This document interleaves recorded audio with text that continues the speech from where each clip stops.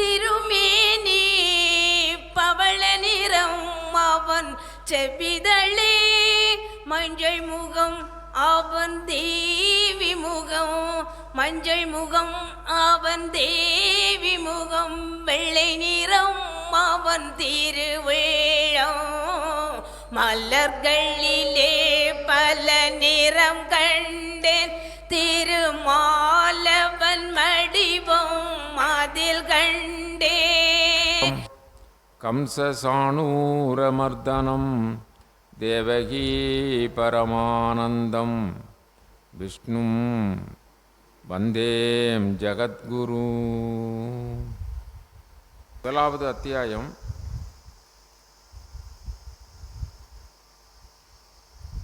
நாரத மகரிஷி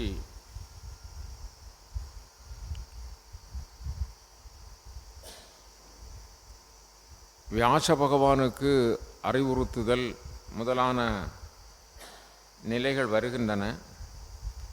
அதில் முதலாவது ஸ்கந்தத்தினுடைய ஆரம்பத்திலே பரம்பொருளை பற்றி வியாச பகவான் தான் எழுதுகின்ற நூல் சிறப்பாக அமைய வேண்டும் என்பதற்காக பிரார்த்தனை செய்கிறார். அப்பொழுது இந்த பிரபஞ்சம் எங்கிருந்து தோன்றுகிறது, இந்த பிரபஞ்சத்தினுடைய தோற்றம் என்ன, இந்த பிரபஞ்சம் தோன்றுவதற்கு காரணகர்த்தாவாக இருந்தது யார்? ஒரு காரணம் இருந்தால்தான் ஒரு காரியம் நடைபெறும். அப்படி இந்த பிரபஞ்சத்தினுடைய தோற்றத்திற்கு காரணராக பகவான் இருக்கிறார், பரம் இருக்கிறது. அந்த பரத்திலிருந்து காரிய வஸ்து தோன்றியிருக்கிறது. காரிய வஸ்து எது என்றால் இந்த பிரபஞ்சம். ஆகவே இந்த பிரபஞ்சம், அதற்கு முதல் காரணம் பரம்பொருள் இறைவன். இந்த பிரபஞ்சம் காரிய பொருளாக இருக்கிறது. காரண பொருளால் தான் காரிய பொருள் வர முடியும். அப்படிப்பட்ட பிரபஞ்சம் தோற்றம், இருத்தல், மறைதல் இவையெல்லாம் அந்த பரத்தில்தான். பரத்திலிருந்து தோன்றுகிறது, பரத்திலே இருக்கிறது, பரத்திலே மறைகிறது. அப்படிப்பட்ட நிலையைத்தான் அன்வயம் அப்படின்னு சொல்கிறார்கள். அன்வயம், அதாவது அன்வயம் அப்படி என்று சொன்னால் பரத்திலிருந்து பிரபஞ்சம் தோன்றி அங்கேயே இருந்து அங்கேயே மறைந்து விடுகிறது. தோற்றமும் இருத்தலும் மறைதலும் பரத்தில்தான் இருக்கிறது. ஆகவே பரம்தான் சத்தியம். அந்த பரம் எப்படி இருக்கிறது? அந்த பரத்திற்கு வேறு யாரும் ஒளி காட்ட வேண்டியதில்லை. சூரியனோ சந்திரனோ நட்சத்திரங்களோ எதுவும் ஒளி காட்ட வேண்டியதில்லை. பரம் சுயம் பிரகாசமாக இருக்கிறது. பரம் சுயம் பிரகாசமாக இருக்கிறது. அந்த பரத்திற்கு வேறு எந்த ஆதாரமும் தேவையில்லை. அதுவே தான் அதற்கு ஆதாரம். ஆகவே அந்த பரம்தான் சத்தியம். உண்மை பொருள் எது என்று சொன்னால் பரம். சத்திய பொருள் எது என்று சொன்னால், மெய்ப்பொருள் எது என்று சொன்னால் பரம். அந்த பரம்தான் உண்மையாக இருக்கிறது. மற்ற பிறவாக நினைத்தல் அது அஞ்ஞானம், அதுதான் மாயை. ஆகவே இந்த பரத்தை நாம் உறுதியாக அதுதான் மெய்ப்பொருள், அதிலிருந்து மாறுபாடாக தோன்றுபவைகளெல்லாம் மாயை, அதிலிருந்து வித்தியாசமாக தோன்றுபவை. நமக்கு இது மரம், இது செடி, இது பறவை, இது விலங்கு, இது மனிதன் என்று வித்தியாசமாக தெரிந்தால் அது என்ன? அது அஞ்ஞானம்,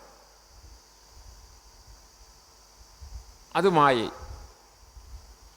ஆக பரம் சத்தியம். அந்த சத்தியம் ஒன்றுதான் இருக்கிறது, அந்த ஒன்றுக்கு அப்பாற்பட்டது இல்லை என்பதை சொல்லி அவர் அந்த இறையை துதிக்கிறார். அந்த பரம் எதற்கு கட்டுப்பட்டது என்று சொன்னால் அன்புக்கு மட்டும்தான் கட்டுப்பட்டது.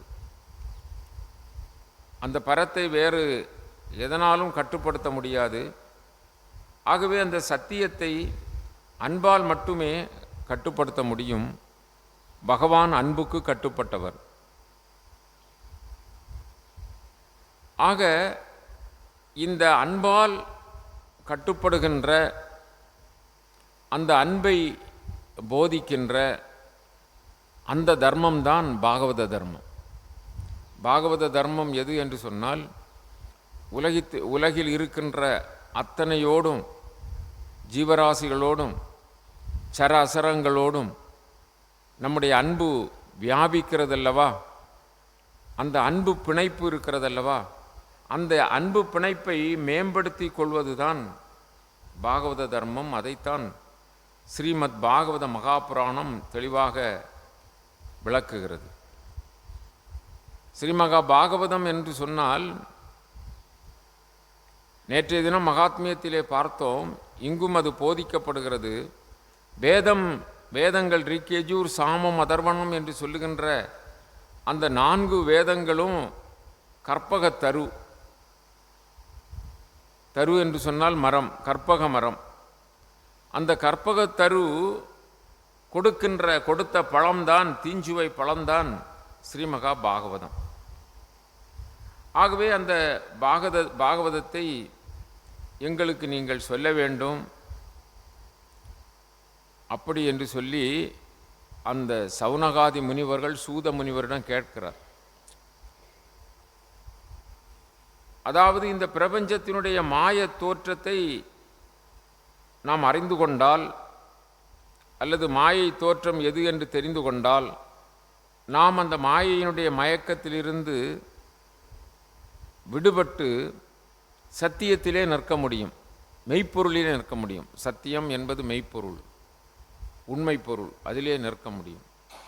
நமக்கு எந்த விதத்திலெல்லாம் மயக்கம் வருகிறது என்று சொன்னால், பகலவனுடைய கதிர்கள் பாய்ந்து ஓடுகின்ற பொழுது சில நேரங்களிலே கானல் நீர் போல் தெரியும். நாம் சாலைகளிலே நடந்து சென்றால் தூரத்திலே பகலவனுடைய அந்த கடுமையான அந்த கதிர்கள் மத்தியிலே நமக்கு கானல் நீர் தெளிந்த நீரோடை போல தண்ணீர் பாய்வது போல் தெரியும். அதுதான் மயக்கம். நல்ல ஒளியான சூரியனுடைய ஒளிக்கதிர்கள் சிப்பியில் பட்டால் அது வெள்ளி போல நமக்கு தெரியும், இல்லையா? அது மாதிரி நீர் அருவிகளெல்லாம் வெள்ளியை உருக்கி விட்டது போல் நமக்கு தெரியும். இதெல்லாம் மயக்கம். உபனிஷத்து அதற்கு சொல்லுகின்ற பொழுது, கயிற்றில் பாம்பை காண்பது, கயிறுதான், ஆனால் பாம்பாக அது நமக்கு காட்சி தரும். இதுதான் மயக்கம்.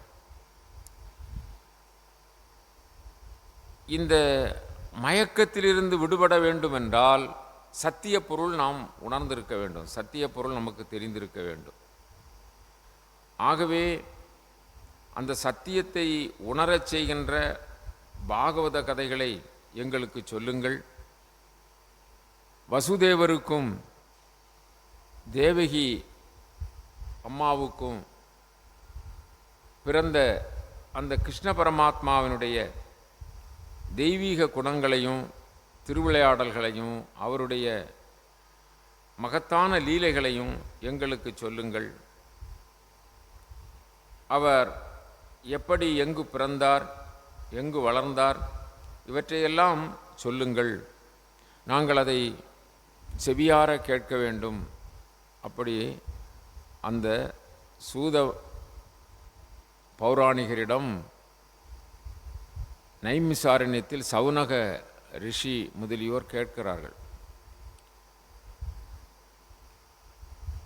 மீண்டும் கேட்கிறார், இறைவனுடைய நாமம் வேறல்ல, இறைவன் வேறல்ல. அப்படிப்பட்ட மகத்தத்துவத்தை உடைய பகவான், அவருடைய நாமங்களை பற்றி எங்களுக்கு சொல்லுங்கள். கங்கையானது கங்கை முதலிய புனித நீரெல்லாம் அதில் ஸ்நானம் செய்கிறவர்கள், அதில் குளிப்பவர்கள், அவர்களுடைய உடலை சுத்தம் செய்யும், அவர்களை புனிதப்படுத்தும், அவர்களுடைய பாவ வினைகளை நீக்கும். ஆனால் ஸ்ரீமகா பாகவதம் அதில் பகவானுடைய அந்த கல்யாண குணங்களை, அதில் சொல்லப்பட்டிருக்கின்ற நிலைகளை எல்லாம் படிக்கும்போதே கேட்கும்போதே நம்முடைய பவவினைகளெல்லாம் நீங்கி போகின்றன. பகவானுடைய திருவிளையாடல் அவருடைய சிறப்புக்குரிய சரிதங்களெல்லாம் அப்படி மகோன்னதமானது. அவர் சாதாரணமானவர் அல்ல, கபட நாடக சூத்திரதாரி. அவர் எல்லோருடமும் இருப்பார், எல்லாவற்றையும் செய்வார், எல்லாவற்றிலிருந்தும் அப்பாற்பட்டும் இருப்பார். அவர் அதற்கும் அவருக்கும் சம்பந்தமில்லாமல் இருப்பார். அப்படி என்று சொல்லி அந்த நிலைகளையெல்லாம் எங்களுக்கு சொல்லுங்கள் என்று தீர்க்க சத்திரம் நடத்தக்கூடிய அந்த சவுனகாதி முனிவர்கள் கேட்கிறார்கள். அங்கே ஒரு 1000 ஆண்டுகள் நடக்கக்கூடிய தீர்க்க சத்திரம், சத்திரம் என்றால் பெரிய யாகம், அதை அங்கே நடத்தி கொண்டிருக்கிறார்கள். அந்த இடத்திற்கு தான் சூதர் அங்கே அந்த கதைகளையெல்லாம் சொல்லக்கூடிய பௌராணிகர், சூத புராணிகர், அவர் ரோமகர்ஷருடைய மகன். ரோமகர்ஷனர் என்று சொல்பவர் பெரிய பாண்டித்யம் உடையவர். சாத்திரங்கள், தோத்திரங்கள், இதிகாசங்கள், புராணங்கள் இவற்றையெல்லாம் எடுத்து சொல்லுகின்ற வல்லமை உடையவர். அந்த ரோமகர்ஷனருடைய மகன்தான் சூத பௌராணிகர், சூதமுனிவர் என்று அவரை சொல்லுவார்கள். ஆனால் அவருடைய இயற்பெயர் உக்ரசிரவஸ். உக்ரசிரவஸ் என்கிற இந்த சூத பௌராணிகரிடம் அவர்கள் இப்படி எங்களுக்கு சொல்லுங்கள் அப்படி என்று சொன்ன உடனே அந்த சூத பௌராணிகர் அவர் சுகரை வணங்குகிறார். சுகபிரம்மம் பரீட்சித் மகாராஜாவுக்கு கங்கை கரையிலே வைத்து இந்த மகா புராணத்தை சொன்ன பொழுது சூதமாமுனிவர் கூடவே இருந்தார். ஆகவே அந்த சுகபிரம்ம மகர்ஷியினுடைய அந்த உயர்ந்த நிலைகளை அவர் உணர்வார். சுகபிரம்மம் சாதாரணமானவர் அல்ல, அவர் பிறவியிலே ஞானியாக பிறந்தவர். வேதவியாசரை பற்றி சொன்னால், வேதவியாசர் அவர்தான் 4 வேதங்களையும் நமக்கு சாகை சாகையாக பிரித்து தந்தவர். அதனால்தான் அவருக்கு வேதவியாசர் என்பது பெயர். அவர் பராசர முனிவருக்கும் சத்தியவதிக்கும் பிறந்தவர். அவர் பிறவியிலேயே அவதார புருஷராக தோன்றியவர். ஒரு அவதாரத்தில் மகாவிஷ்ணுவினுடைய ஒரு அவதாரம் வேதவியாசர். அவர் அப்படி சாகைகளாக பிரித்து 4 வேதங்களையும் 4 சீடர்களிடம் ஒப்படைத்து வேதத்தை தழைக்கச் செய்தவர். அது மட்டுமல்லாமல் வேதங்களுடைய சாராம்சத்தை உபனிஷத்துக்களாக நமக்கு தந்தவர். உபனிஷத்துக்களும் நமக்கு நன்றாக புரிய வேண்டும் அப்படி என்று சொல்லி அந்த உபனிஷத்தினுடைய சாராம்சங்களை பிரம்மசூத்திரமாக நூல் வடிவிலே தந்தார். அதோடு மட்டுமல்லாமல் வேத கருத்துக்களை கதைகள் மூலம் நமக்கு விளக்கும் முகமாக 18 புராணங்களை நமக்கு தந்தார். 18 புராணங்கள் எழுதியிருக்கிறார். பாமரர்களும் வேத கருத்துக்களை உணர வேண்டும், பெண்கள் உட்பட எல்லோரும் வேதத்தை உணர்ந்து வேத அந்த நுட்பங்களின்படி ஆத்ம பிரகாசம் பெற வேண்டும் அப்படி என்று சொல்லி விளக்குவதற்காக மகாபாரதம் அப்படி என்று சொல்லுகின்ற 5ஆம் வேதம் என்று புகழப்படுகின்ற மகாபாரதத்தை எழுதினார். அவருடைய மைந்தர் தான் சுகபிரம்மம். சுகபிரம்மம் ஒரு சமயம் அவர் பிறந்தவுடனே அவருக்கு எந்த பற்றும் இல்லாததனால் அவராகவே வெளியே புறப்பட்டு போகிறார். மகனை பிரிந்த வியாசர் சுகபிரம்மம் சுகபிரம்மம் என்று அழைக்கிறார். சுகரை சுகபிரம்மம் என்று சொல்லுகிறார்கள். அவருக்கு இயற்பெயர் ஸ்ரீ சுகர் தான், திரு அடைமொழி சுகர் தான் அவருடைய பெயர். அப்படி அழைக்கின்ற பொழுது அவர் போய்கொண்டே இருக்கிறார். அவர் திகம்பரர். அழைக்கின்ற பொழுது அங்கிருக்கின்ற மரங்கள் செடி கொடிகள் இவைகளெல்லாம் சப்தம் கொடுக்கின்றனவாம்.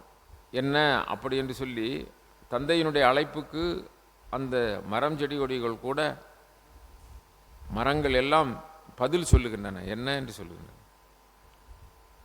ஆகவே இவர் பிரம்மமயமான அந்த நிலையை அடைந்து விட்டார்.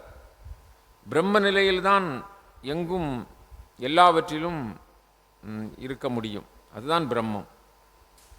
அங்குங்கனாதபடி எங்கும் பிரகாசமாய் முழுக்க வியாபித்திருப்பது தான் பிரம்மம். இந்த சுகர் பிரம்ம நிலையில் இருந்ததனால் எல்லா ஜீவராசிகள், எல்லா மரம் செடி கொடிகள், எல்லா சராசரம் எல்லாவற்றிலும் இவர் நிறைந்திருக்கிறார். ஆகவே தந்தை அழைத்ததற்கு அவைகளெல்லாம் பதில் சொல்லுகின்றன.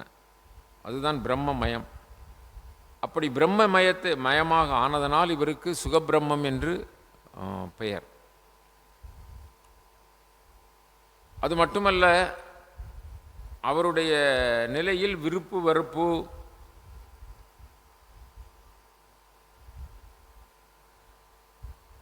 அது மாதிரி கோபதாபங்கள், மனிதனுக்கு ஏற்படுகின்ற அந்த உணர்வு பூர்வமான எந்த நிலைகளும் அந்த பிரம்மத்திடம் இல்லை.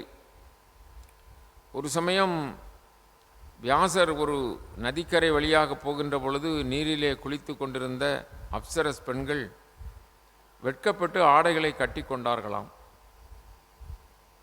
அதே வழியாக சுகபிரம்மம் போகிறார். அவர் திகம்பரராகத்தான் போகிறார். ஆனால் கூட அவரை பார்த்து அவர்கள்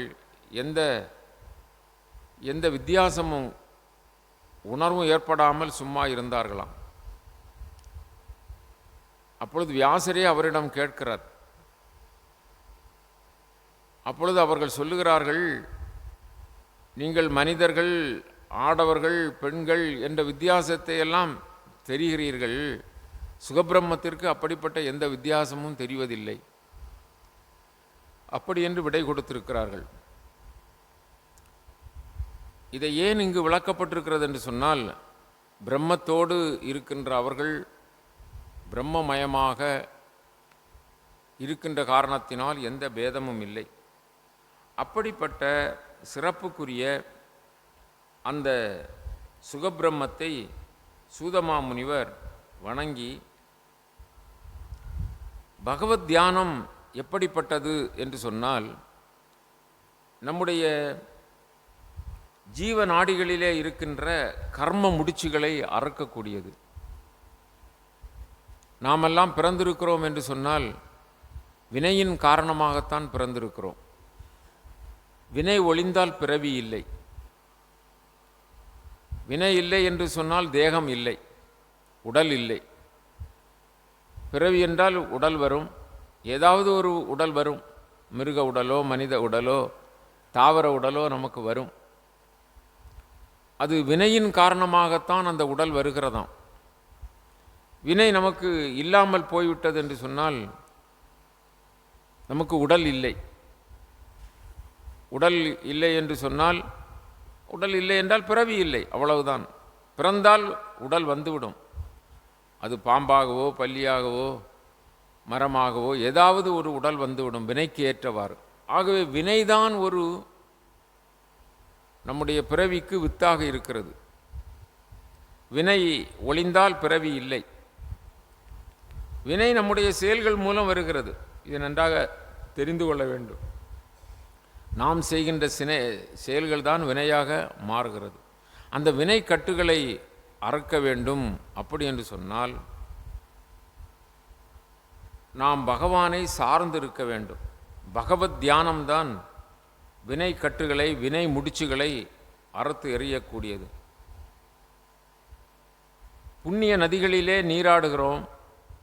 எதற்காக சேத்திராடனம் போகிறார்கள் அல்லது தீர்த்தாடனம் போகிறார்கள் அப்படி என்று சொன்னால், தீர்த்தாடனம் செய்கின்ற பொழுது தீர்த்த நதி கரைகளிலெல்லாம் சான்றோர்கள் இருப்பார்கள், ஞானிகள், தவசீலர்கள், தவம் செய்பவர்கள் இருப்பார்கள். அவர்களையெல்லாம் சந்திக்கின்ற வாய்ப்பு கிடைக்கும். ஆகவேதான் அந்த காலத்தில் இருந்து இக்காலம் வரை தீர்த்தாடனம் என்று போகிறார்கள். அது சாது சங்கத்தை ஏற்படுத்தும். சாதுக்கள் எப்படிப்பட்டவர்கள்? அறநெறியோடு வாழ்பவர்கள், ஈடுபாடுகள் உடையவர்கள். அவர்களுடைய சங்கல்பம் நமக்கு கிடைத்தது என்று சொன்னால், அவர்களுடைய தொடர்பு நமக்கு கிடைத்தது என்றால் நல்ல கல்யாண குணங்கள் ஏற்படும், நல்ல இறை நம்பிக்கை பக்தி ஏற்படும். ஆகவே மனிதர்கள் ஒவ்வொருவரும் தூய்மை பெறுவார்கள். தூய்மை பெற்ற உள்ளத்திலே இறை பக்தி ஏற்படும். இறைவன் பக்தர்களின் நண்பன். இறைவன் எப்படிப்பட்டவர்?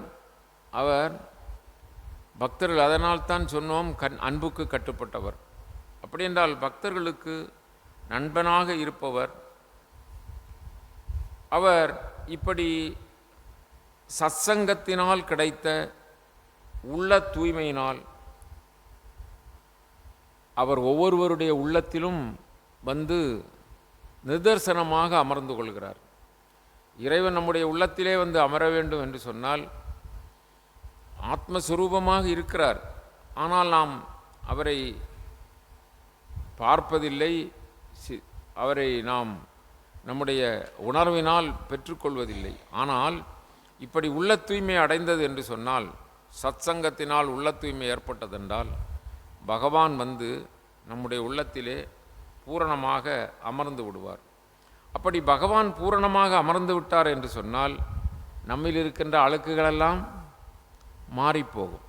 என்ன அழுக்குகள் இருக்கின்றன? காமம், குரோதம், லோபம், மோகம், மதம், ஆச்சரியம், ஈச்சுரம், தர்ப்பம் என்று சொல்லுகின்ற இது போன்ற ஏராளமான தீய நிலைகள் நம்முடைய உள்ளத்திலே இருக்கிறது. ஆகவே அந்த தீமைகளெல்லாம் இறைவன் வந்து நம்முடைய உள்ளத்திலே வீற்றிருக்கின்ற பொழுது அந்த தீமைகளெல்லாம் தானாக பறந்து போகும். எப்படி ஒரு மரத்தின் அடியில் இருந்து 2 கைகளையும் நாம் கொட்டினால் மரத்தில் இருக்கிற பறவைகள் பறந்து போகின்றனவோ, அதுபோல பகவான் நம்முடைய உள்ளத்தில் வாசம் செய்ய ஆரம்பித்தார் என்றால் நம்முடைய உள்ளத்தில் இருக்கின்ற தீமைகள் எல்லாம் மாறிப்போகும். இந்த பிறப்பு இறப்பு என்று சொல்லுகின்ற சாகரம் மிக மிக கொடியது. அதிலிருந்து நாம் விடுதலை பெற்று நாம் அப்பால் செல்ல முடியாது. சம்சார கடலில் மூழ்கி தவிப்பவர்களுக்கு பகவானுடைய திவ்ய தரிசனமும் பகவானுடைய திருநாமமும் அதுதான் கை கொடுக்கும். ஆனால் அது எப்படி இருக்க வேண்டும்? அப்படிப்பட்ட பக்தி எப்படி இருக்க வேண்டும் என்று சொன்னால்,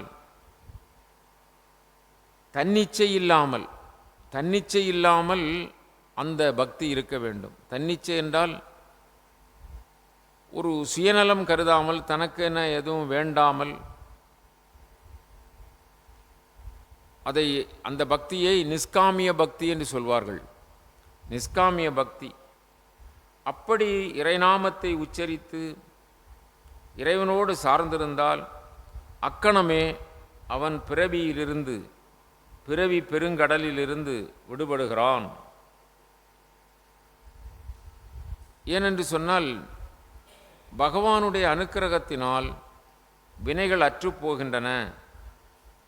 பகவானது திருநாமத்தின் முன் பயம் என்பது விலகி போகிறது. ஆகவே தூய பக்தி உடையவர்களாக இருக்க முடியும். எனவே இவ்வண்ணம் சொல்லி செல்லுகின்ற அந்த சூத முனிவர் அத்தியாயம், அதாவது முதல் ஸ்கந்தத்தில் 4-5 அத்தியாயங்களில் மிகச் சிறப்பாக பல்வேறு கருத்துக்களை சூதமா முனிவர் மூலம் நமக்கு கூறுகிறார். அதில் சுகப்பிரம்மத்தை பற்றி சொல்லுகின்ற பொழுது, அவர் ஒருவரோடும் சேராது தனித்து இருப்பவர், எவ்வித செயலும் அற்றவராக இருப்பவர். எவ்வித செயலும் அற்றவராக இருப்பவர் என்று சொன்னால் கர்மங்களை ஒழித்தவர். இது ரொம்ப முக்கியம். தனித்திருத்தல் என்பது நாம் தனியாக ஒரு இடத்தில் இருக்க வேண்டும் என்பது அர்த்தம் அல்ல. வள்ளல் பெருமான் 3 சொல்வார் அல்லவா? தனித்திரு, பசித்திரு, விழித்திரு, அப்படி சொல்வார். 3 நிலைகளை சொல்வார். அது தனித்திரு என்று சொன்னால் தனியாக போய் இருக்க வேண்டும் என்பது அல்ல. அது ஒரு புற அர்த்தம். தனித்திரு என்று சொன்னால் வேறு சிந்தனை இல்லாமல் தனியாக இரு, வேறு சிந்தனை இல்லாமல் தனியாக இரு, அதுதான் தனித்திரு. பசித்திரு என்று சொன்னால் சாப்பிடாமல் இரு என்பது பொருள் அல்ல. அதாவது ஆன்ம பசியோடு இரு. எங்கே என் பகவானுடைய காட்சி, எங்கே என்னுடைய பகவான் காட்சி, எனக்கு 50 வயதாகிறது, 60 வயதாகிறது, இன்னும் காட்சி கிடைக்கவில்லையே, பகவானே உன்னுடைய காட்சி எனக்கு கொடும். அப்படி சிறுபிள்ளையிலேயே பலர் பகவானுடைய காட்சியை பெற்றுவிட்டார்கள். நமக்கோ வயது அதிகமாக போய்கொண்டே இருக்கிறது, பகவானுடைய காட்சி கிடைக்கவில்லை. அதனால் அந்த ஏக்கம், அந்த தாகம், அதுதான் பசித்திரு. இனி விழித்திரு அப்படி என்று சொன்னால் எந்த சந்தர்ப்பத்திலும் விழித்திருக்க வேண்டுமாம். தூங்காமல் இருப்பது என்பது பொருள் அல்ல. விழித்திரு என்று சொன்னால் ரொம்ப ஜாக்கிரதையாக, ரொம்ப கவனமாக உள்வாங்கி கொண்டு, கிடைத்த நல்ல காரியங்களை உள்வாங்கி கொண்டு மிக ஜாக்கிரதையாக அதை அனுஷ்டிக்கும் முகமாக இருக்க வேண்டும். ஆகவே அந்த நிலையிலே நமக்கு சொல்லிக்கொண்டு செல்கின்றவர், பக்தி செய்வது ஒன்றுதான் வாழ்க்கையின் லட்சியம். நம்முடைய வாழ்க்கையின் லட்சியம் எது என்று சொன்னால் இறைவனை நினைந்து பக்தி செலுத்துவது, இறைவனோடு சார்ந்திருந்து பக்தி செய்வது ஒன்றுதான் நம்முடைய வாழ்க்கையின் லட்சியம்.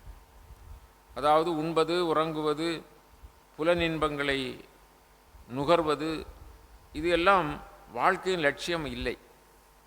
வாழ்க்கையின் லட்சியம் பகவானை அறிந்து பக்தி செய்வதே. ஆகவே பகவானை அறிந்து கொள்ள விருப்பமுள்ளவர்கள்தான் பகவானை அடைய முடியும். அவர்கள் பற்றற்றவர்களாகவும் இருக்க வேண்டும். வேறு பொருள்களிலே அல்லது அதன் பயனிலே பற்று இல்லாது இருக்க வேண்டும். ஆகவே எப்பொழுதும் மனதை சலனமின்றி ஒருமுகைப்படுத்தி, ஒருநிலைப்படுத்தி பகவானது பக்தர்களுக்கு அன்பான பகவானை நினைப்பதாக எப்பொழுதும் துதிக்க வேண்டும். எப்பொழுதும் பகவானை துதிக்க வேண்டும்.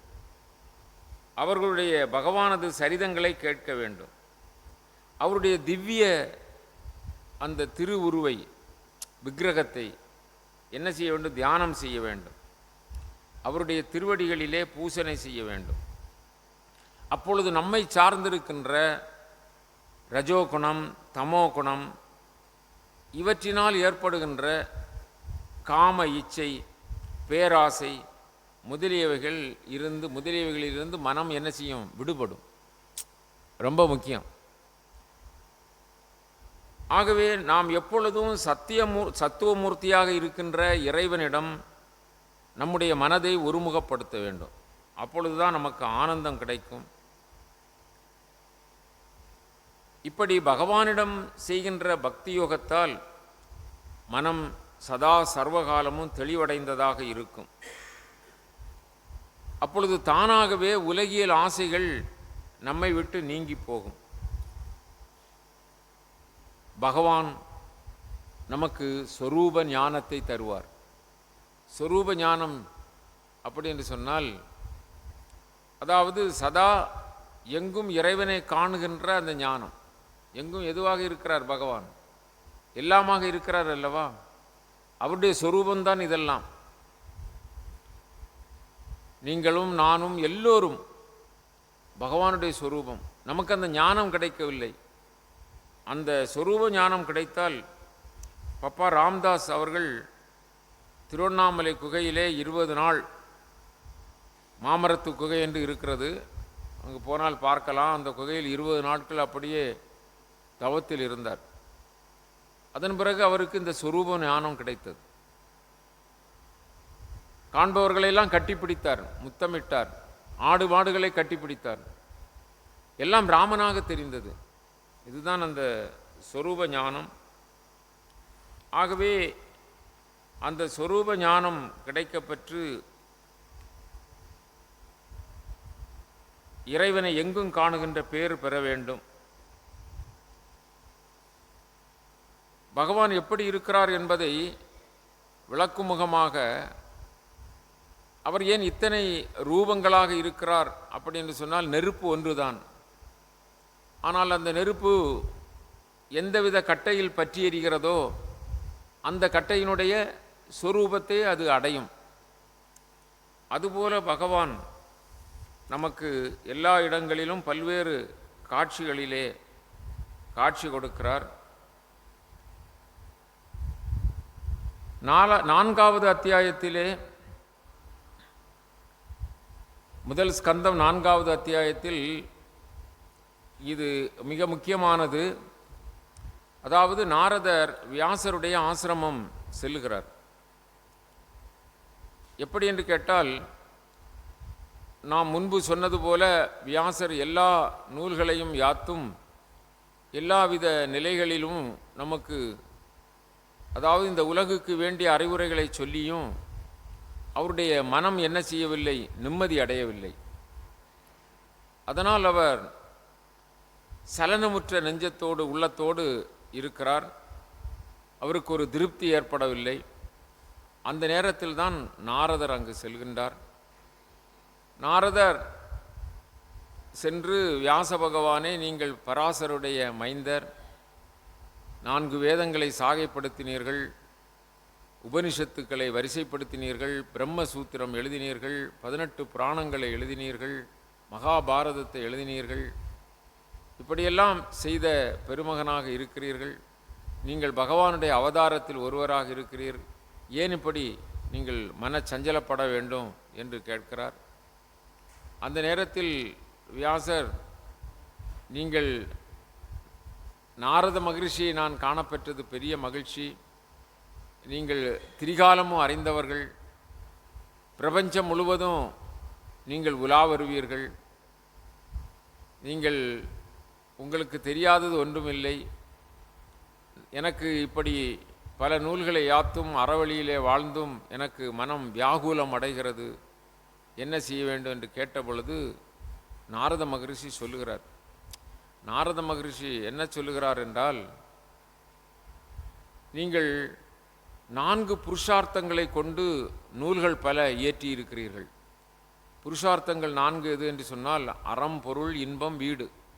இது 4 புருஷார்த்தங்கள். அறத்தின் வழி பொருளை ஈட்ட வேண்டும், ஈட்டிய பொருளை இன்பம் தூய்க்க வேண்டும், அதன் பிறகு விடுதலை, வீடு வேறு அடைய வேண்டும். அறம், பொருள், இன்பம், வீடு. இப்படிப்பட்ட புருஷார்த்தங்களை வைத்து நூல்களை எழுதியிருக்கிறீர்கள்.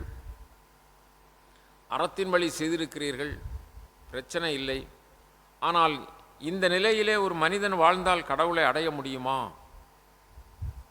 நீங்கள் சில இடங்களிலே தர்மத்தை சொல்வதற்காக, கர்மத்தினுடைய மேல்நிலையை சொல்வதற்காக யாகங்களில் உயிர்களை பலியிடலாம் என்று கூட கர்மத்தை பற்றி பேசுகின்ற பொழுது சொல்லியிருக்கிறீர்கள். அதையே மக்கள் பற்றி கொண்டு உயிரினங்களை வதைத்து கொண்டிருக்கிறார்கள். இது மாதிரி சட்ட நியதிகள், எப்படி மனிதன் வாழ வேண்டும் என்று அதோடு மனிதன் வாழ்ந்து விட்டான் என்றால் அவனுக்கு ஈஸ்வர பக்தி எப்படி ஏற்படும்? ஈஸ்வர பக்தி இல்லாவிட்டால் அந்த சத்தியத்தை எப்படி உணர்வது? ஆகவே பக்தி நூல் பகவானுடைய கல்யாண குணங்கள், பகவானுடைய லீலா வினோதங்கள், பகவானிடம் பக்தர்கள் செலுத்துகின்ற அன்பு நிலை, இவற்றையெல்லாம் நீங்கள் குறித்து எழுத வேண்டும். அப்படி பக்தி மார்க்கமாக பகவானுடைய நாமாவை பற்றி, பகவானை பற்றி, பகவானை சேவிப்பதை பற்றி, பகவானுடைய அவதாரங்களை பற்றி, அவருடைய கல்யாண குணங்களை பற்றி நீங்கள் எழுதினீர்கள் என்று சொன்னால் அது பகவானை மக்கள் சார்வதற்கு சௌகரியமாக இருக்கும். அப்படி என்று சொல்லி நாரத மகரிஷி அவருக்கு சொல்லுகிறார். மச்ச அவதாரம், கூர்ம அவதாரம், வாமன அவதாரம், வராக அவதாரம், வாமன அவதாரம், அதன் பிறகு நரசிம்ம அவதாரம், அதன் பிறகு பலராம அவதாரம், ராம அவதாரம், கிருஷ்ண அவதாரம், கல்கி அவதாரம், இது மாதிரி பகவானுடைய அவதாரங்கள். அந்த அவதாரங்களை எல்லாம் கூறுகின்ற பொழுது அவருக்கு எண்ணற்ற அவதாரங்கள்.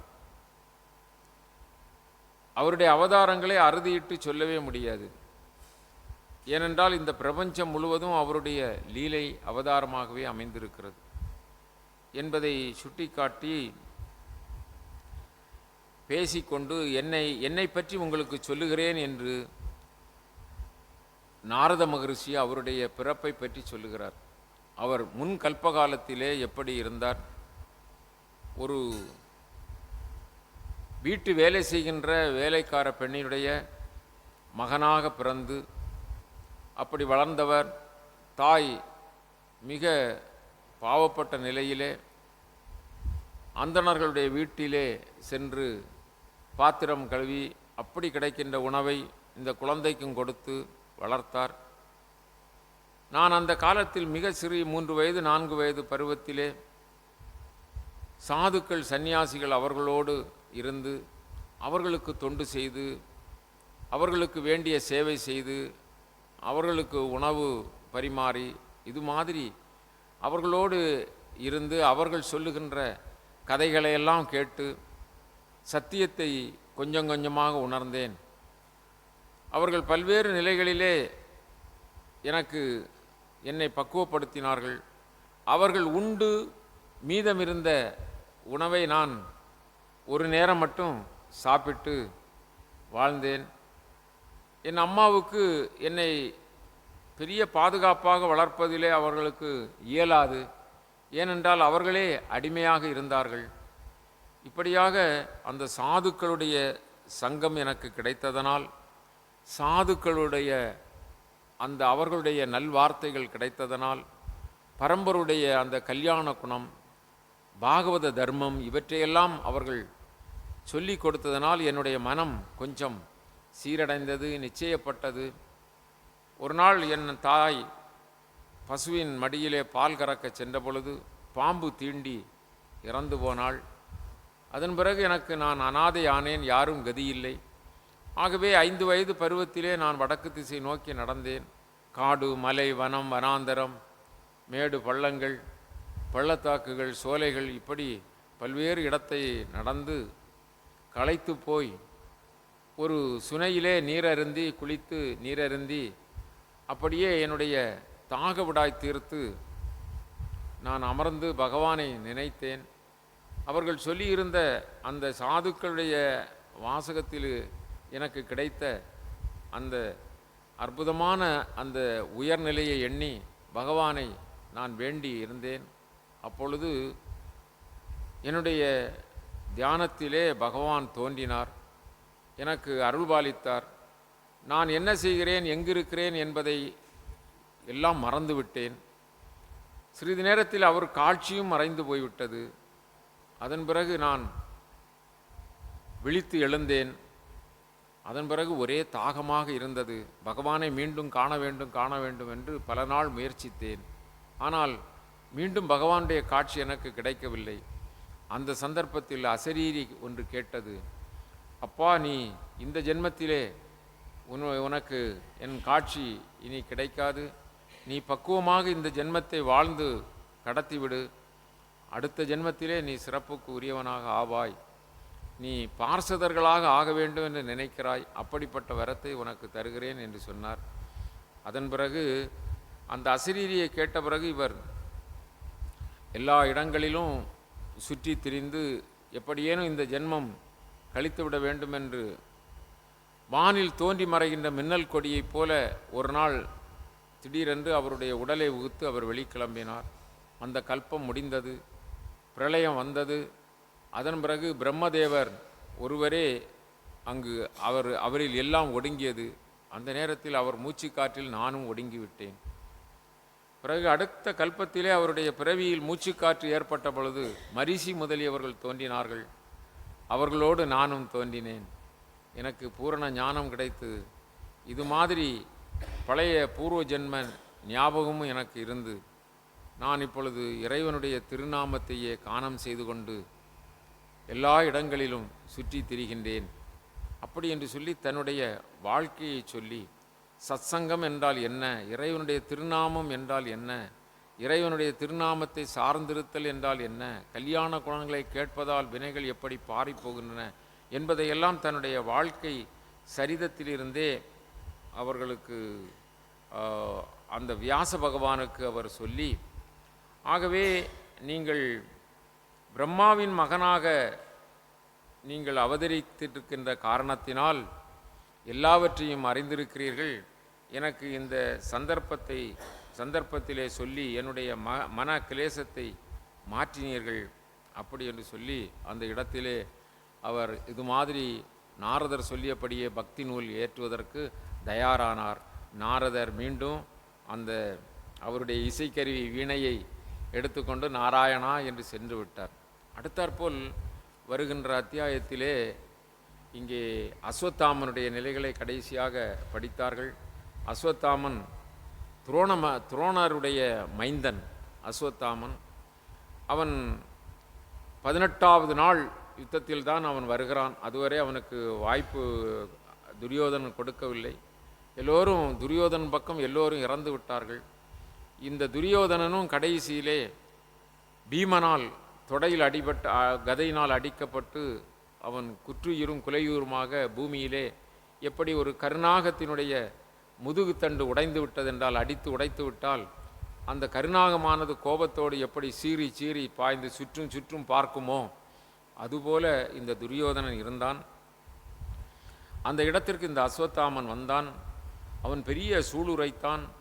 நான் எதிரிகளை கொன்று விடுவேன் என்று சொல்லி தன்னுடைய மன்னன் படும் கஷ்டத்தை பார்த்து கொண்டு அவனும் கிருபர் என்ற ஒருவருமாக போகிறார்கள். அப்படி போகின்ற பொழுது இரவிலே ஒரு காட்டிலே ஒரு பெரிய ஆலமரம், அந்த ஆலமரத்தின் அடியிலே இவர்கள் இருக்கிறார்கள், தங்கி இருக்கிறார்கள் நடுநிசியிலே. அந்த நடுநிசியிலே இந்த கோட்டான்கள் என்ன செய்கிறது என்றால், காகம் இருக்கிறதல்லவா, காகங்கூட்டிலே சென்று, காகத்துக்கு இரவு கண் தெரியாது, கோட்டானுக்கு கண் தெரியும். ஆகவே அந்த கூட்டிலே சென்று காகத்தை பிடித்து சாப்பிட்டு கழுத்தை வெட்டி போடும், சாப்பிடும், இப்படியெல்லாம் அட்டகாசம் செய்தது. இதை பார்த்தான் அஸ்வத்தாமன். நாமும் இது மாதிரி தான் எதிரிகளை அழிக்க வேண்டும் நினைத்தான். இரவோடு இரவாக ருத்ர மந்திரத்தை ஜெபித்து கொண்டு அந்த பாண்டவர்களுடைய இளம் பாண்டவர்கள் தூங்கி கொண்டிருக்கிறார்கள். யாதும் அறியாமல் மாவீரர்கள், ஆனால் இரவிலே தூங்கி கொண்டிருக்கிறார்கள். இரவில் யாரும் சண்டை செய்வதில்லை. அந்த கூடாரத்துக்குள் சென்று அவர்களை கொன்று விட்டான் இந்த பாதக செயலை செய்த அஸ்வத்தாமன். காலையில் இந்த விஷயத்தை அறிந்து கோபமுற்ற திரௌபதி அழுது அரட்டினாள்.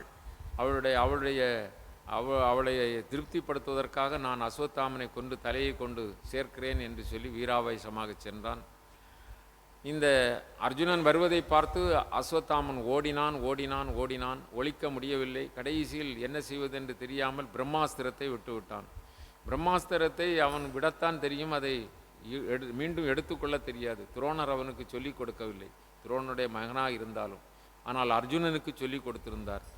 இந்த நேரத்தில் பிரம்மாஸ்திரம் வந்தவுடனே அர்ஜுனன் பயப்பட்ட பொழுது கண்ண பரமாத்மா சொல்லுவார், உன்னிடமும் பிரம்மாஸ்திரம் இருக்கிறதல்லவா, நீ பதிலுக்கு விடு, இரண்டையும் நீ ஈர்த்து கொள்ளலாம் என்று சொல்லி பிரம்மாஸ்திரத்தை விட்டார்கள். அதில் விளக்கமாக இங்கு நீங்கள் படித்தீர்கள். அதன் பிறகு பிரம்மாஸ்திரம் அடங்கிவிட்டது. இந்த அஸ்வத்தாமனை கட்டி திரௌபதியின் முன்பு கொண்டு வருகிறார்கள். இவன் பாதகம் செய்தவன், பாண்டுபுத்திரர்கள் அறியாமல் தூங்கி கொண்டிருந்தவர்களை கொன்றவன், கொன்றுவிடு என்று கண்ணபரமாத்மா சோதனைக்காக சொன்னார். ஆனால் குருபுத்திரன் என்று சொல்லி திரௌபதியின் முன்பு கொண்டு விட்ட பொழுது திரௌபதி அவனை மன்னித்தாள். அவன் தலைகளில் கவிழ்ந்து நிற்கிறான். இவனை கொன்றால் இவன் தாய் அந்த அந்த துரோணருடைய மனைவி, அவள் அந்த தாய் அவள் அழுவாள், என்னை போன்றுதானே கதர்வாள், விட்டுவிடுங்கள் என்று சொல்ல, அது மாதிரி கடைசியாக அவனை கொல்லவும் வேண்டும், ஆனால் கொல்லாமல் விடவும் வேண்டும். அதனால் அவனுடைய தலையில் இருந்த அவனுக்கே பிரசித்தி பெற்ற மணியை முடியோடு சீவி முடித்து அவனை மன்னித்து விட்டார்கள். இந்த இடத்திலே நாம் நிறைவு செய்வோம்.